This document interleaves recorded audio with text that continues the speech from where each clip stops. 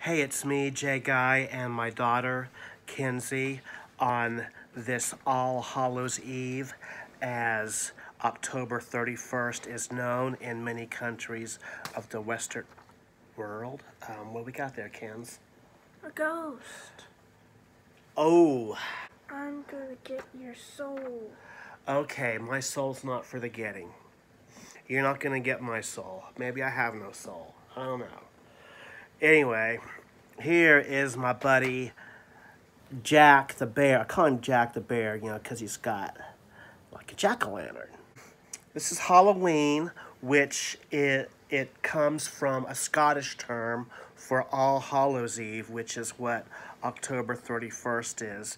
That time frame from October 31st to November 2nd is traditionally known in the ancient Christian church as All Hallows Tide or Hallow Mass, in which the dead are recognized, the souls of dead saints and martyrs and just all the departed. And October 31st is just All Hallows Eve. Really comes from pagan origins. Put my buddy away here. From pagan origins, from the Celtic harvest rituals, particularly Samhain. It's spelled Samhain as in Nancy, but it is really pronounced as Samhain. And the ancient Celts, like 2,000 years ago, they lived around modern day United Kingdom and Ireland and northern France. And they celebrated their new year on November 1st, which was traditionally the end of summer and harvest and the beginning of winter, and it was a time associated with the dead. Where you going, Kens? Bye. Oh, okay. So, anyhow, it was October 31st was known as this night when the barrier between the physical world, spirit world, was blurred. And that allowed for interaction between humans and the inhabitants of this other world. And later, those traditions were adopted by the church, borrowed from the pagans, and it was the traditions of trick-or-treating and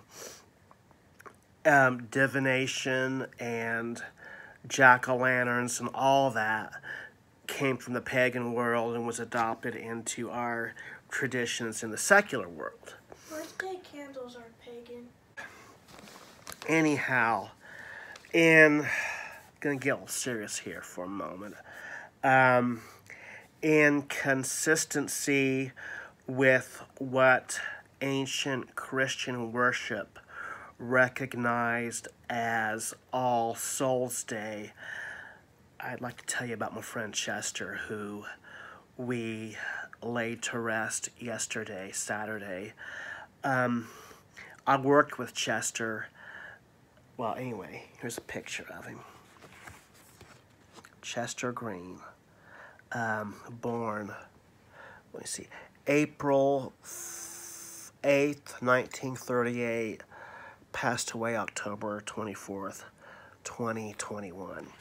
And here's a picture of him with his wife of 41 years, Susan.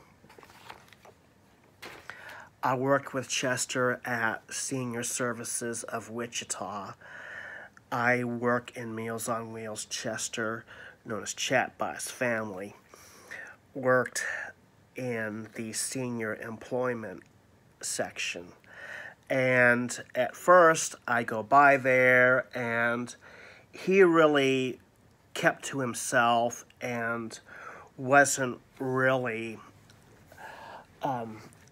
talkative or, expressive at first, but I initiated contact with him. I knew who he was because when I was looking up the website, researching to get the job, I saw his picture and his title on there. I knew who he was. Hi, you're Chester.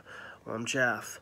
And we got to know each other. And Chester was a guy who, once you got him talking, well, he would just talk nonstop. And I always felt guilty when I had to leave and go back to the other side of the building and get back to work.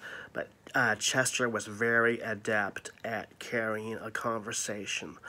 But he was always about you. He was always interested in what you were doing in your life. He was always asking me about my kids and about what was going on in Wellington, about,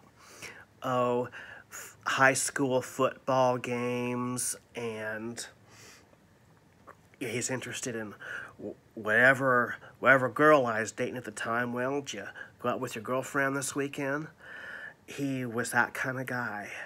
And I had to ask questions to get him to talk about himself. I got to find out that he was raised in the Kansas town of Harper, not too far from here in Wellington. And I found out he was married with 2 stepsons. At his funeral, myself and some other co-workers who attended found out some sides to Chester that we had never known before. We saw pictures of him with his grandchildren, and it really showed a softer side of Chester. We knew him as this very down-to-business kind of man at work, but you saw him with these grandkids, and he was a big guy, but there was this very gentle side to him that we saw in these pictures.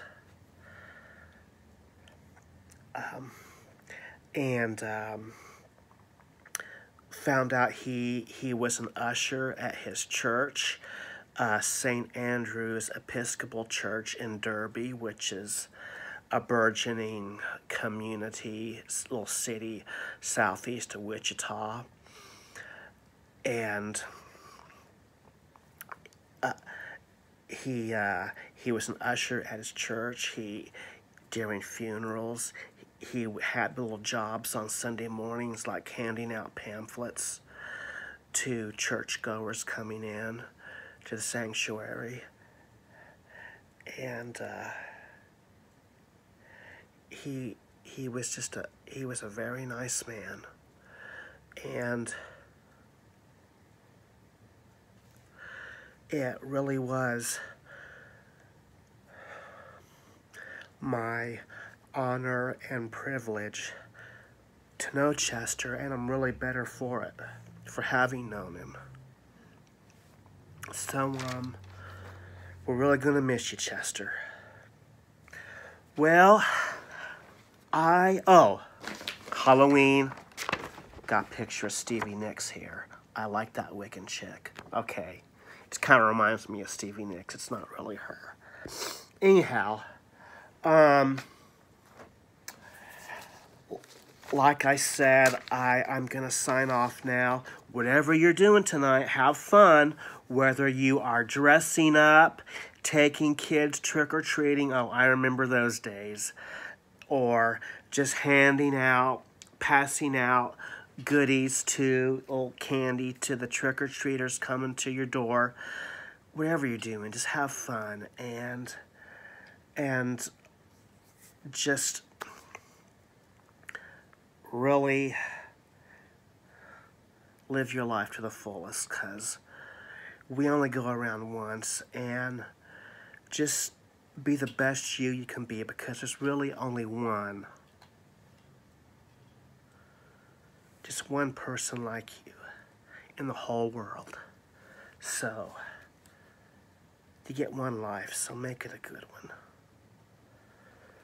Well, once again, I'm Jay Guy, and Not everyone believes that, Dad. whatever. Buddhists think you go around again and again till you reach nirvana.